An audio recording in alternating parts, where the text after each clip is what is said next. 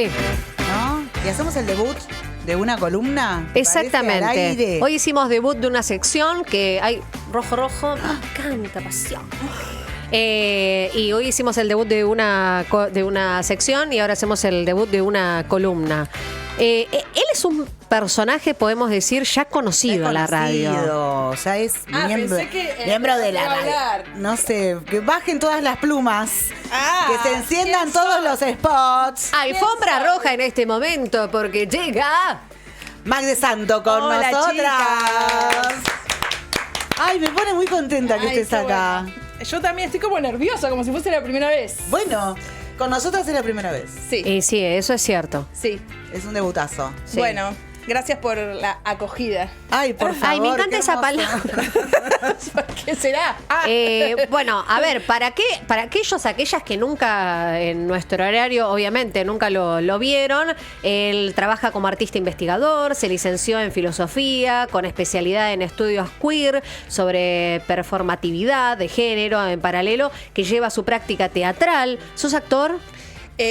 Un poquito al principio, ahora me dedico más a dirigir y a escribir. Sí, me gusta mucho. Dramaturgia, sí. Bueno, realizó el programa de estudios independientes en MACBA Barcelona 2017-2018 y actualmente cursa el doctorado de investigación en artes en UNA con una beca financiada por el CONICET. Tiene el muchacho No, y sigue el currículum, pero no me alcanza el programa, disculpa.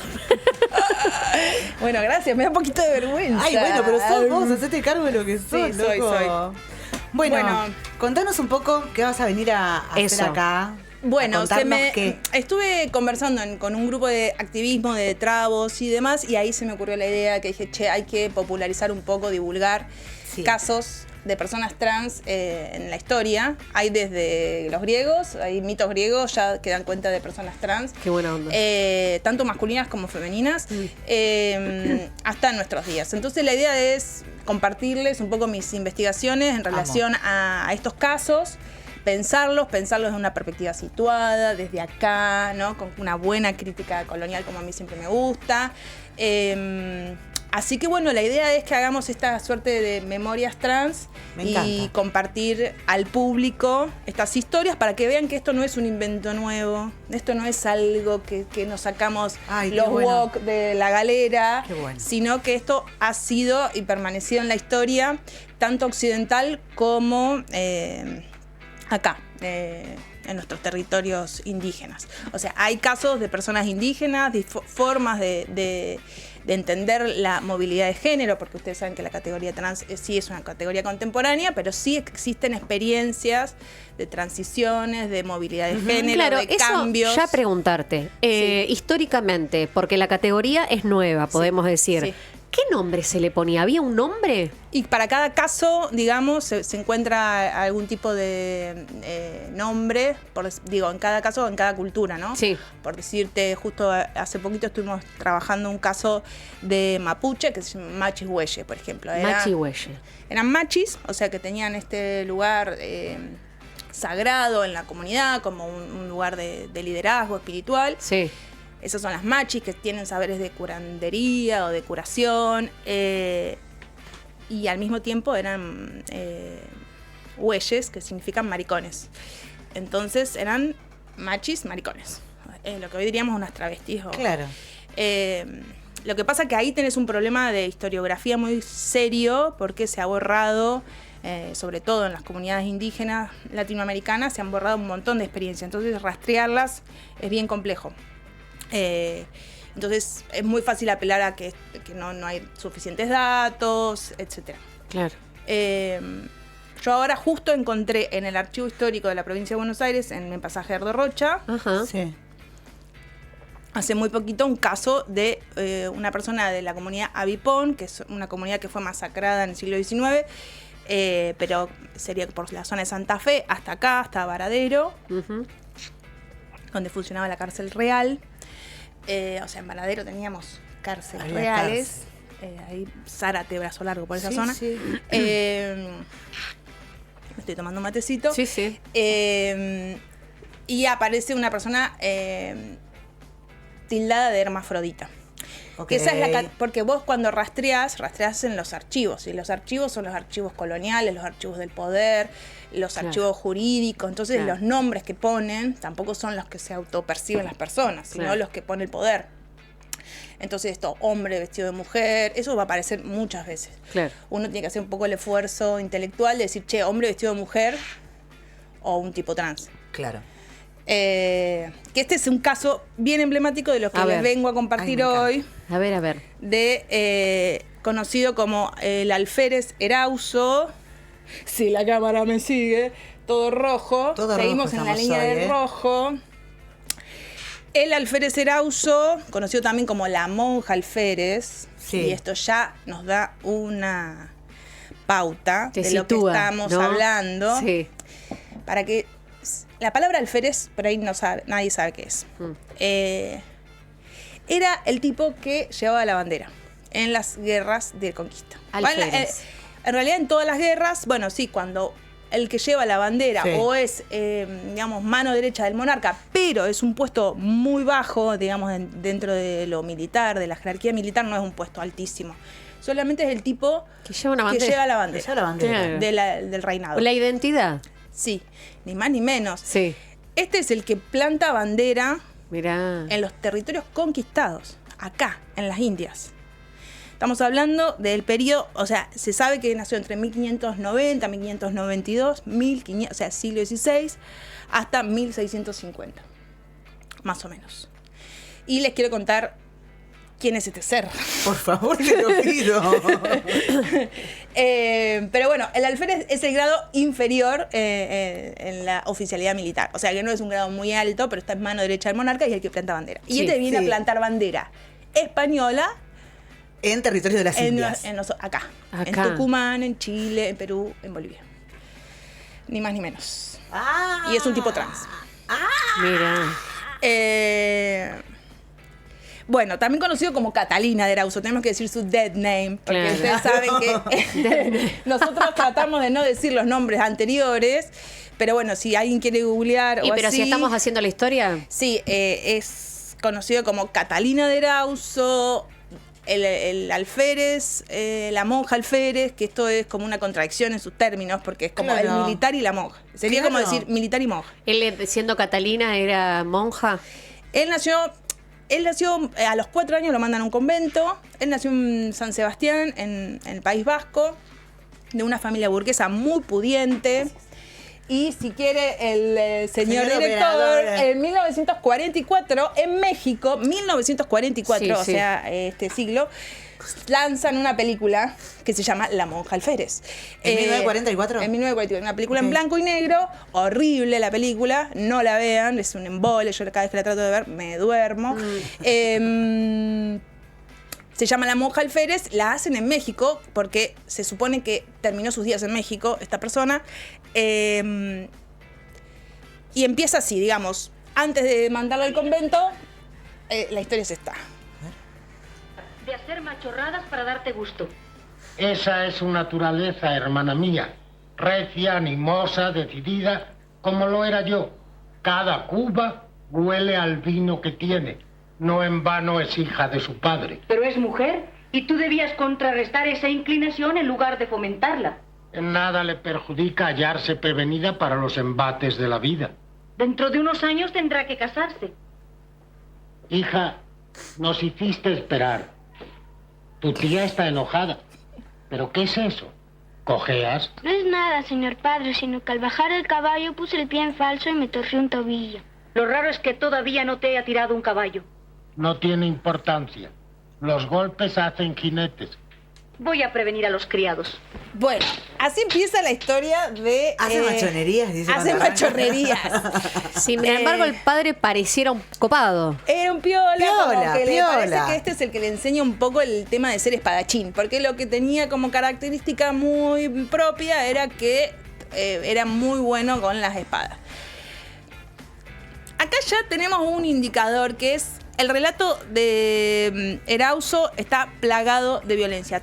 Lo que distingue su masculinidad, lo que lo hace un tipo trans, lo que lo hace un hombre, una masculinidad blanca, porque acá es importante que es español, es que tiene como sangriento, es muy sangriento. Mata como loco, se emborracha como loco, y lo que pareciera le permite pasar, porque varias veces relata, porque quiero decir que están sus memorias que llegan hasta el día de hoy y lo pueden comprar. Yo lo compré en Plaza Italia, este libro, no es que es una cosa dificilísima, sí, claro, Mercado Libre, no. Claro.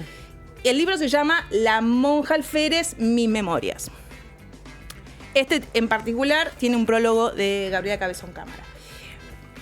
También es conocido como Antonio. Antonio es el último nombre que tiene de hombre, que aparentemente, estoy haciéndolo un poquito desordenado, quería hacerlo en orden, pero bueno, me emociono. Bueno. Pero al final de la historia lo más flashero es que el Papa le reconoce su nombre. Jódeme.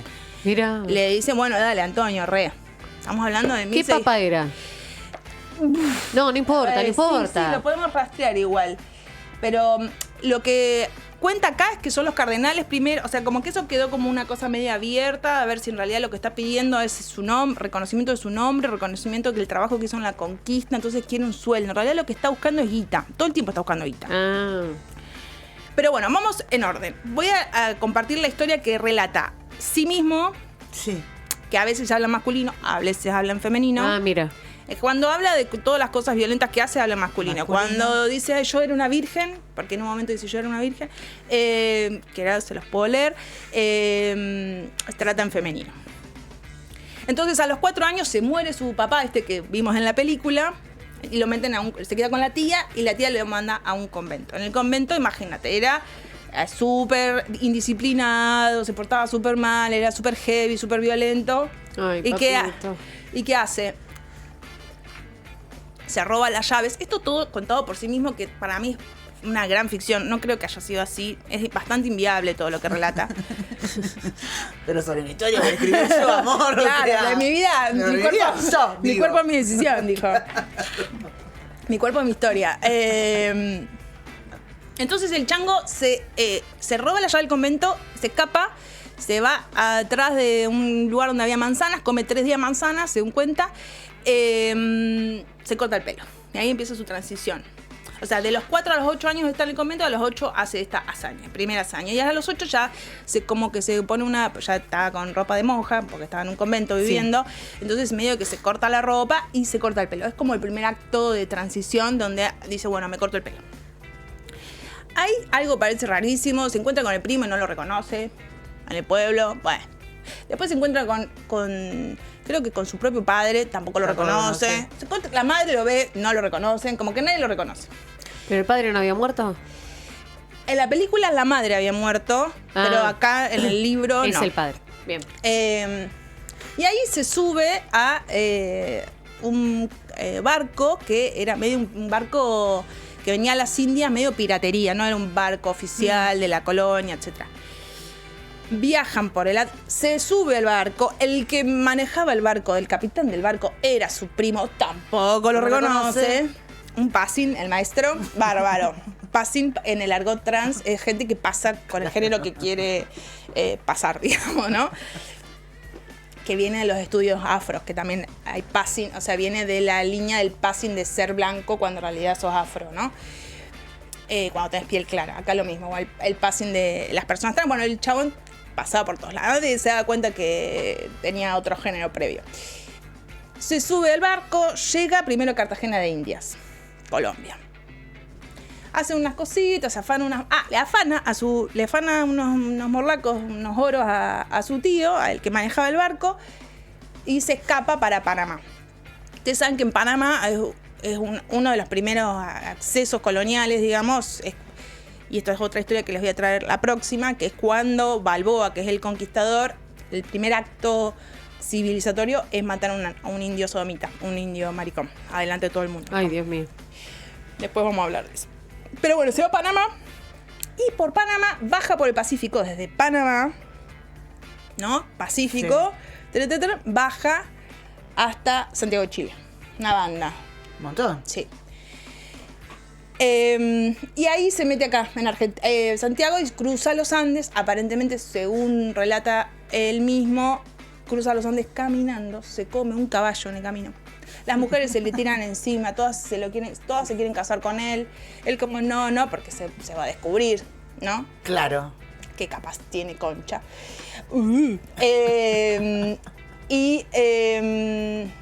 Bueno, ahí cada vez se pone más violento el chango. Mata. No solo... O sea, ahí en Chile es que él hace esto, porque no se entiende muy bien cómo hace para saber tanto de guerra, o sea, de armas, de matar tanto. ¿Cómo sabe matar tanto? Si venía de la iglesia, ¿viste? ¿Cómo decís? Imagínense una persona que fue socializado como monja, una capacidad esa asesina. Formación militar o asesina, ¿de dónde sale, digamos? ¿De dónde sale?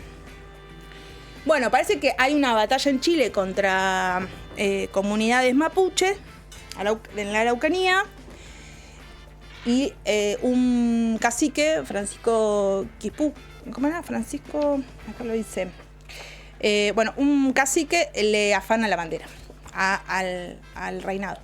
Entonces, él logra recuperarla. Y cuando él recupera esa bandera, dice, listo, sos el alférez. Ya tenés como un lugar en el orden militar nuestro, ¿no? De la conquista.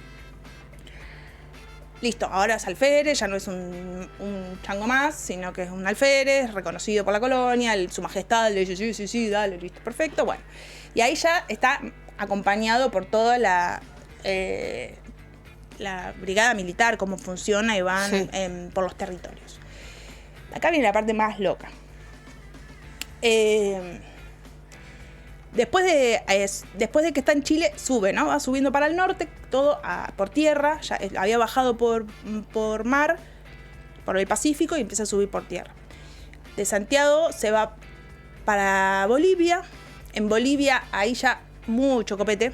Escabia mucho, juega las cartas, apuestas. Parece que en la apuesta se encuentra con su hermano, que no lo reconoce tampoco. No, la historia es fascinante. El no reconocido. El no reconocido. Irreconocible. La explicación del hermano es que se había enrolado en la conquista cuando Erauso tenía 2 años, entonces como que no se conocieron realmente. Entonces se conoció acá y según cuentos, como que le dice, vos sos Erauso, yo también tengo el mismo apellido, entonces no sé qué, se pelean. Y por decreto virreinal estaba prohibido batirse a duelo en la calle. Te podías batir a duelo en condiciones, digamos, previstas. Este chabón se bate a duelo en la calle y lo mata al hermano. ¿Al hermano? Lo mata al hermano. O sea, primero se había comido un caballo caminando en los Andes, después mata al hermano, y ahí las propias autoridades coloniales, imagínate, o sea, la conquista que fue sangrienta, violenta, le resulta demasiado violento al chaval. Le pasó todo el pueblo. Sí, hasta la propia poder colonial le parecía too much. Un loco. Un loco. Pero miren esto. Lo encierran. Lo meten en la cárcel. Está un tiempo en la cárcel, como 6 meses. Y dicen, bueno, pena de muerte. Chau, te vamos a matar porque te fuiste al pasto. Entonces lo condenan a la horca. Entonces ahí está como, es la historia del héroe, ¿no? Como un relato del héroe. Y cuando está ahí en la última de las últimas, donde esperando su sentencia de muerte, que llegue el verdugo, que ahora les voy a leer lo que pasa. Es el camino del héroe, posta. Es el camino del héroe. Sí. No nos fascinemos tanto, porque era un celo horrible en realidad, ¿viste? Porque hay algo acá que es bien complejo, porque vos decís, te vas a enganchar con estos seres que explican la masculinidad en términos de violencia, la identificación de la masculinidad. Eso es lo que llama más la atención de todo esto, que él considere que lo masculino es violento. Quizás no es lo que él, sino lo que funcionaba socialmente en esa época, ¿no? Lo que le permitía pasar. Lo que era ser varón, lo que era ser un varón blanco. O canalizar su violencia. Un varón blanco. Un varón blanco. Entonces está ahí esperando que lo condenen, que venga el verdugo, la horca, además. Y dice, voy a leer las memorias de Erauso. Dijo, contésteme, oírlo, venga en ello, y retírame por ser la hora de despacho. A mediodía comí, después reposé un rato, y a la tarde, como a las 4, entraron 2 matronas, me miraron y se satisfacieron, y declararon después ante el obispo con juramento haberme visto y reconocido cuanto me menester para certificarse y haberme hallado virgen intacta, como el día en que nací. Su ilustrísima se enterneció, despidió a las comadres y me hizo comparecer.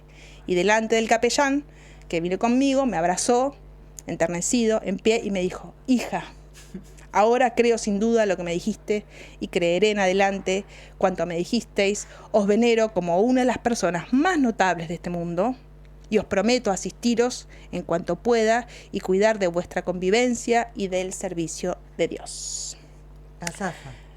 Entonces hace el coming out, digamos, se revela que tiene Chacon, no solo tiene Chacon, sino que además es virgen. Virgen intacta. Se comió un caballo, cruzó los Andes, mató al hermano. Y era una virgen. Pero es virgen. O sea, no sé, cosa absurda total. O sea, es totalmente imposible esto ¿Y qué que pasó? estamos hablando. ¿Y cómo termina esto? Flor está como, ¿qué? What the fuck? ¿Cómo termina esto? ¿Cómo termina esto? Como es un ser muy maravilloso, increíble, lo mandan a Roma. Ahí lo mandan a Roma y dicen, bueno, anda a hablar con el Papa. Andala con el Papa, porque claro, no tenemos ni idea qué hacer con ¿Qué vos. hacemos con esto? ¿Quién sos? O sea, como que era un flash místico. No se entendía en carajo. Sí, claro. Y aparte que una mujer haya sido tan violenta, pero pienso que eso les rompió. Porque para ellos era una mujer. Y que tenga himen es muy improbable. Totalmente. Es muy improbable que cruzaste los Andes a caballo y tengas himen. ¿Cómo lo hiciste, amiga? Claro. Bueno, pero a mí lo que me parece increíble que la forma de zafar Sí, es tremendo. Sea por Dios. sea declarando que es virgen. Ah, claro. Tal cual. O sea, que es como... o sea, por un lado, yo pensaba, es como un poco el feminismo victimista. Ah, no, pero como decir, ay, no, yo no tengo la culpa, tengo Conchita, soy buena. ¿No? Como que al fin, o sea, había hecho un desastre, había matado a un montón de gente, no sé qué. Y después el último recurso es decir, no, en realidad soy una virgen. Está buenísima esa vuelta. Está buenísima lo que está diciendo. Bueno, y ahí va con el Papa. Y ahí va con el Papa. Y aparentemente este libro lo escribe después de hablar con el Papa. O sea, en el camino, creo, en el barco volviendo a España. Ah, bien, bien. Y acá, señor director, Por si favor. me muestra las imágenes de... Bueno, esto, ahora les cuento lo de la comedia. Es un caso muy conocido en su época, digamos. Ya en 1600 ya era una persona muy Resonaba, conocida. claro. Porque escriben una famosa comedia que se llama La monja alférez. Y salía en estos... Como folletines, como ¿no? folletines, facsímiles, no sé cómo se dicen. Y ahí cuenta un poco la historia. Después, este libro en particular, como que durante 2 siglos se pierde. Nadie sabe dónde está. Y en 1825 se recupera, se traduce, se vuelve a publicitar. Este es él. Antonio Arauz, el señor. Mirá vos. Y esto también, él se manda a pintar un óleo. Y, Sí. o sea, es un tipo con plata, ¿no? Imagínense que en ese contexto, acá está otra imagen de Antonio de Arauzo con los labios pintaditos de rosa.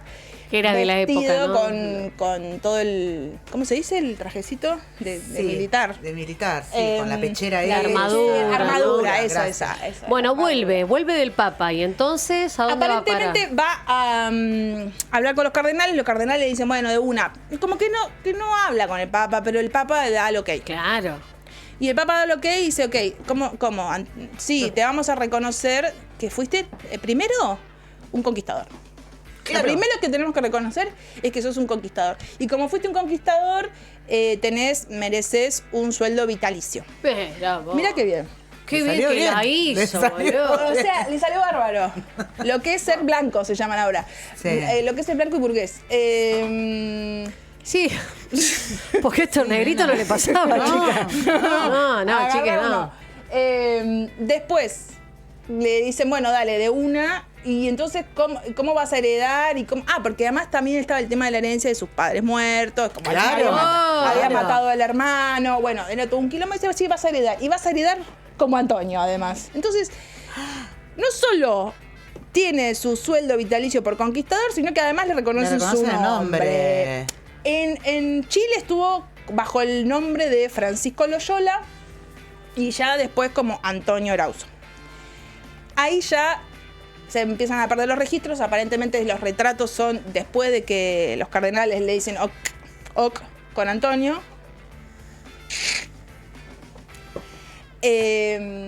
Y vuelve a México.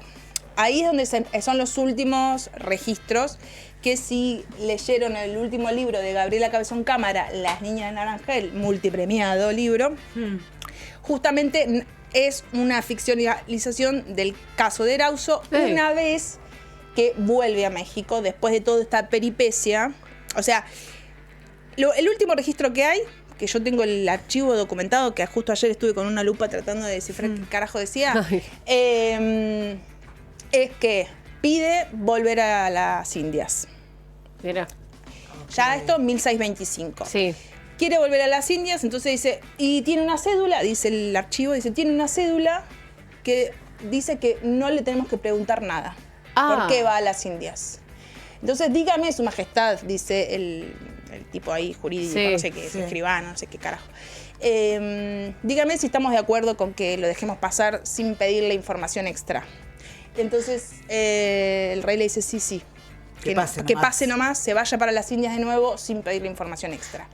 Y ahí no se sabe más nada de Erauso. Bien. Se pierden los registros y Gabriela Cabezón Cámara en el libro empieza a como poetizar un poco qué es de esta persona cuando vuelve a las Indias. Y un poco se arrepiente. ¿Muere ahí? Muere en México aparentemente. Hay unos bustos en México. O sea, como que en México...